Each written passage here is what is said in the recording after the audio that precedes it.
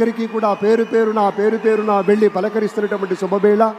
పద్మభూషణ్ మన megastar Chiranjeevi, megastar power star, అటు megastar ఇటు పవర్ స్టార్. ఇది అరుదైనటువంటి చిత్రం. అలాగే మన పెద్దలు బాలయ్య బాబు గారు,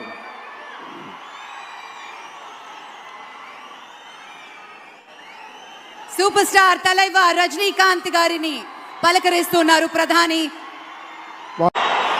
నేను కొణిదెల పవన్ కళ్యాణ్ అనే నేను